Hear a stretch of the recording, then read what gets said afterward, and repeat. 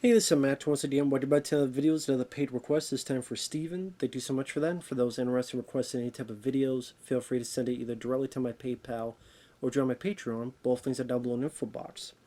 And this is for the 1992 film Laws of Gravity, which I never heard of before. It's directed by a guy named Nick Gomez, which I don't know if he went on to really do anything after this. It's compared to films like Scorsese's Mean Streets, among other stuff. And pretty much it's a crime drama, but it's more of a slice of life movie. Trying to be very documentary style in terms of like the camera work. As in the camera is right there among people and you just kind of listen into their conversations. Very dialogue heavy movie. Kind of like if back in the day Kevin Smith, who was worth a shit, maybe did a crime film. Not in terms of like great, uh, the type of witty, funny dialogue, but just the type of very low budget, more about the characters, the dialogue. And maybe Kevin Smith's not the best one to compare to, but very low rent, but in a good way. Because it stars Peter Green, who I recognize. He's the bad guy in The Mask, Jim Carrey's film, the main head bad guy. He was one of the bad guys in Under Siege 2. He's done a lot of other stuff as well. As well, probably the only time I've seen him as a lead. He plays a guy named Jimmy. His woman, his love, I recognize the girl. She is Tony Soprano's wife on The Sopranos.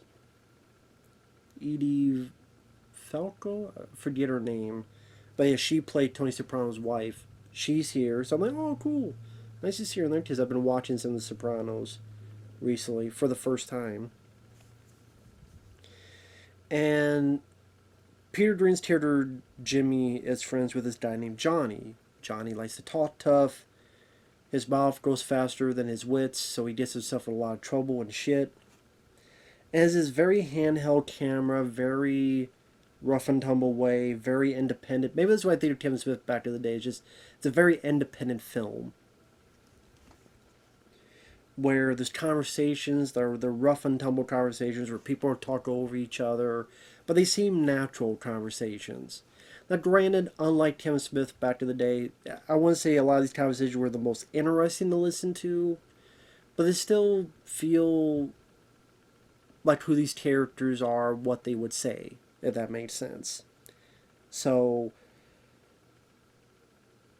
you get the idea that Peter Green's character Jimmy owes money to this guy named Sal, and they're still friendly with each other. But he'll be like, "You dicking me around? No, I'm not doing. You dicking me around? No, huh? No, I'm fine. You know. Oh yeah, you're fine, huh? You walk on water too? Yeah, yeah, I tap on it. Do some distal duck on it." So really, when I say slice of life, it's pretty much there's no underlying story like plot. It's more just what these two do to survive, where they'll steal stuff, which is like, damn, is it that easy to steal from a store? Like they go in, they put a bag out of their pocket, they put like shampoo and all stuff, and they just walk out, and I'm like, wow, is that easy to steal shit? And whatever they steal, they try to sell, and that's how they make the extra cash or money. Until they deal with this other guy.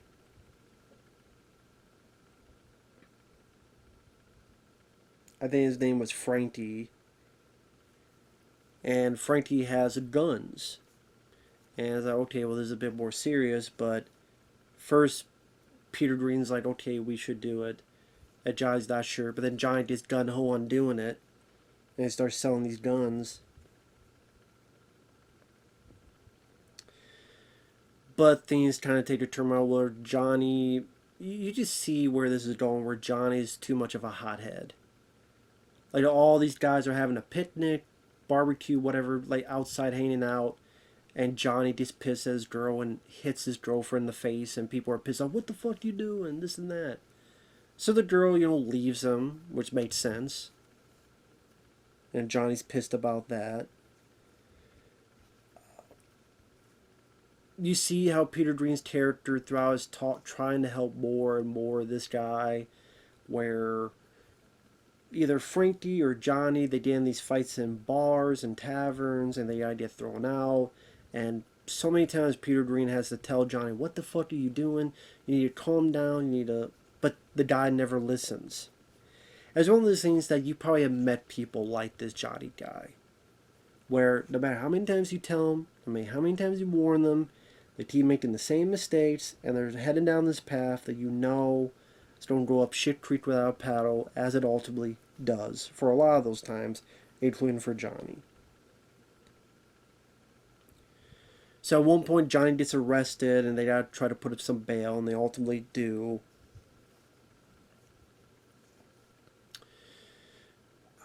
And like I said, it's one of those movies that is well acted.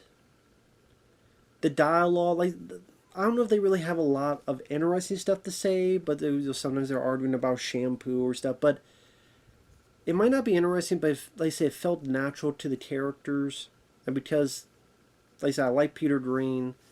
It was nice to see him as a lead here. It wasn't too bad of a watch, just because it feels authentic. The way it's directed, it feels authentic. Like, this is how they would actually talk. This is how they would actually interact with each other. And there's this weird part of me that's still interested to see what would happen next. You maybe have a grasp of what could happen next, but like I said, I do wish there was a little bit more of a story there. I do wish maybe the conversation was a little bit more interesting. Like to say Kevin Smith Clerks or some of these other independent films did that. Like Tarantino would do Reservoir Dogs and other movies. And maybe that's why this film isn't really as remembered much. Although the people who do watch it, they don't mind it. But I said, whether it be Peter Green talking to his wife or talking to his buddy Sal or stuff, at least there's an authenticity to it, which I can appreciate. You do feel sort of the rough and tumbleness of these streets. Spoiler alert. At one point, Peter Green, he needs some money for bail, so he takes his gun and he sells it. Frankie gets pissed because, hey, that's supposed to be my money. So he tries to find Peter Green. But he kind of abandons that hat because then him and Johnny start going at it. Which I thought was a bit weird because I guess Frankie thought Johnny had something to do with it as well, even though before that he had seen that Johnny and Jimmy were button heads and Johnny was going more towards Frankie. But I guess, because Frankie's such a paranoid guy, he thinks Johnny's something. So then they start fighting each other. They start having a fight. It ends with them outside of a tavern, people trying to pull them apart. Johnny gets over here. You hear gunshots off screen, and people go, oh! The camera kind of is trying to push through the crowd. You see Johnny dead. Peter Green's trying to help him. Hey, he's okay, he's fine. Well, everybody just get this fuck back. It's one of those things that, yeah, you kind of expected that would happen.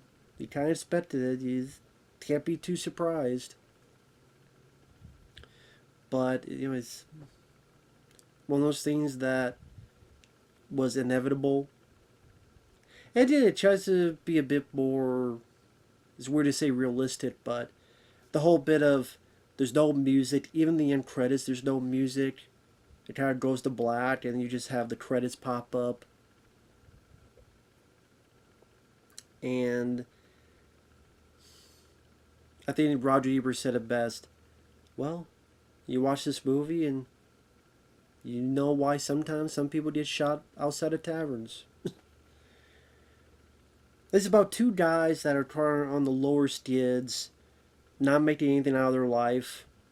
And that's the thing. There's not really any plot where, oh, Peter Green is going to make something out of his life, or there's this big plan where they're going to move out, or maybe that makes it a bit refreshing because it doesn't have the conventional bits of plot that you expect in these kind of movies. So maybe that makes it a little bit different from the norm, because you're expecting these typical story beats and they don't really happen. It's just maybe in a way this is kind of how real life would happen. You just talk about bullshit or hey, how's it going, and it flows in that way. So maybe that also helps a bit as authenticity, but maybe it doesn't make it as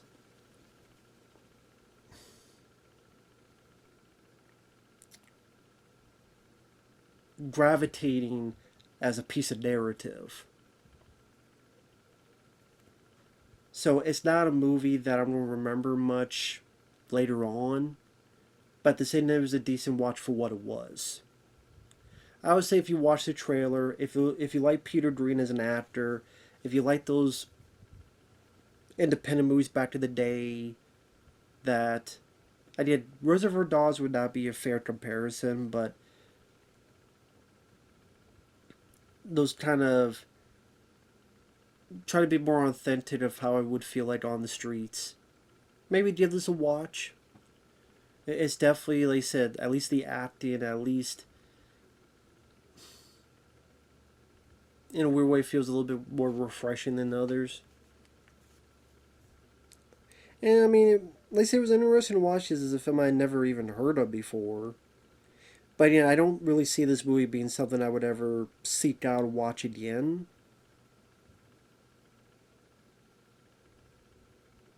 Let me see.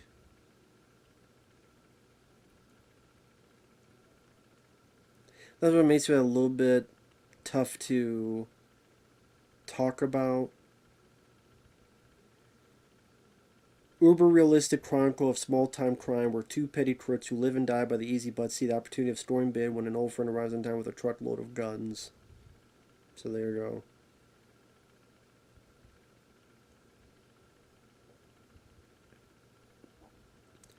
Yeah, documentary light lens.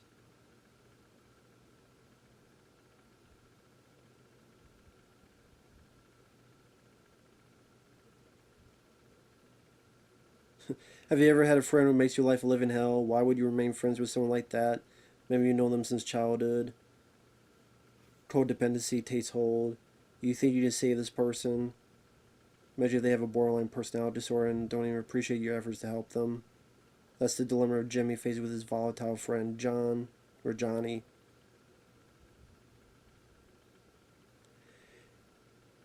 It's as if you're just watching a train wreck of men with no direction, intent on self-destruction.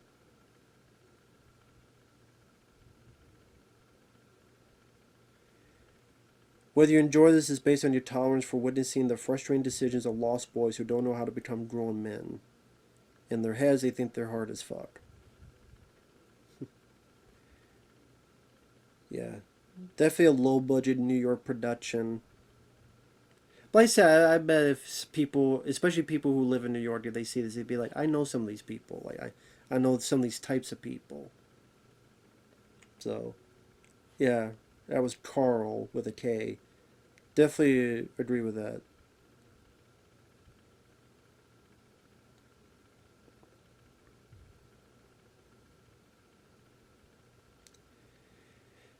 But I can also understand, like, this review.